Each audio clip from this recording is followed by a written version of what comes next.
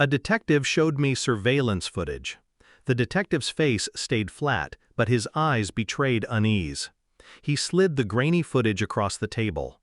My house. 2 a.m. Lights moving in rooms where no one should be. At first it looked like flickering shadows. Then an outline. Someone entering my bedroom, then disappearing. I felt my chest tighten, but my face didn't move. He expected panic. Instead, I leaned forward, watching frame by frame. My own home had become unfamiliar, a stage set for something I hadn't been invited to. The detective cleared his throat. "You might want to check on your family." I didn't thank him. I didn't ask questions. I walked out into the cold night, every step hollow. My phone buzzed in my pocket, ignored. The city blurred around me. The only sound was the memory of static flicker, the way my bedroom light stuttered in the video like a dying heartbeat. When I reached the house, the street was empty, my door unlocked. Inside, silence. Then I saw him, my brother-in-law, standing guard at the bedroom door, shaking like a man half-possessed. His eyes widened at me. "You shouldn't have come back," he whispered, voice trembling. "They're not finished. I couldn't stop them." And then, the scream. My wife's scream. High, feral, jagged. "Your children will hate you after this." A sob followed. My mother's. I didn't hesitate. I kicked down the door, and what I saw froze me where I stood. The room was chaos, drawers yanked open, papers scattered. My wife crouched by the bed, clutching something to her chest, her eyes wild, glassy. My mother stood in the corner crying, shaking her head at me like I was the one who'd broken something sacred. And then, silence. All three froze, as if my presence was an intruder in their theater. The performance halted mid-scene. My wife rose slowly. She wasn't afraid. Not of me. She looked at me like I was already condemned. "You weren't supposed to see this." Her voice was low, calculated. I didn't answer. My eyes scanned the room. A laptop left open, an envelope half hidden under a pillow, my mother's trembling hands covering her mouth. My brother-in-law still at the door, sweating, whispering something under his breath I couldn't catch. Pieces moved inside me, silently locking together. Something had been festering here, behind the thin veil of daily smiles, behind years of rehearsed normalcy, infidelity, secrets. It was always there, wasn't it? A trace I chose to ignore.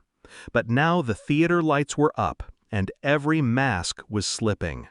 I turned without a word, left the room, left their eyes burning into my back. I needed proof, not screams, not sobs, evidence. For weeks I moved like a ghost, quiet, unthreatening. I spoke to my wife as if nothing had happened. I helped my children with homework. I drove to work, came home on time. Routine became my shield.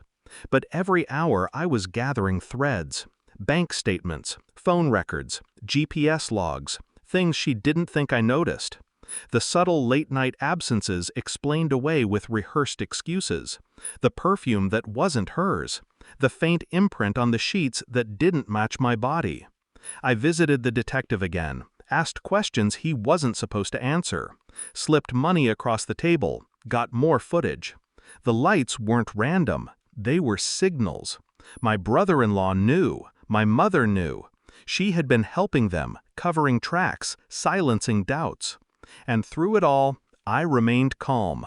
No confrontations, no accusations. Not yet. At night, I lay beside her, listening to her breath, feeling the weight of her deception pressing against my ribs like a second heartbeat. The storm grew, silent, controlled. The DNA results arrived in an unmarked envelope. I opened it slowly, methodically, at the kitchen table. My coffee sat untouched beside it. One of my children, not mine. The words were clinical, cold, but the truth behind them burned hotter than fire. I folded the paper neatly, slid it back inside, and waited. That night, when she came home late, I was waiting in the living room. No lights, just shadows. I handed her the envelope. Open it. She hesitated, then obeyed. Her eyes scanned the words. Her face drained. She looked up, her lips trembling. I can explain. I said nothing. My silence was louder than rage. She fell to her knees, the paper trembling in her hands. Tears ran, but they didn't touch me. They slid off her mask. I stayed perfectly still, watching, absorbing.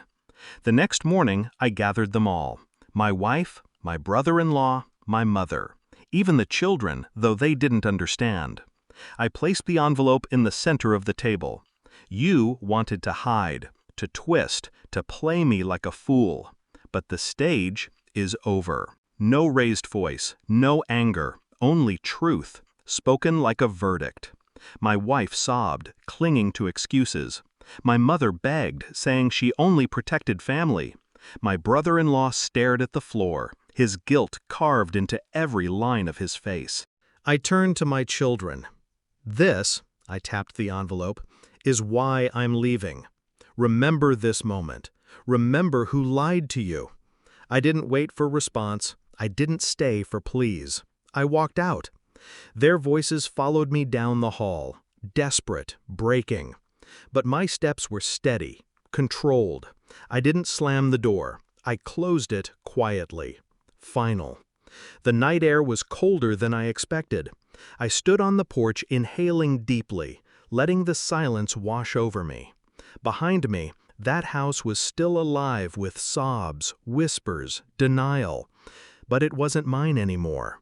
For years I thought betrayal would kill me, break me into something unrecognizable.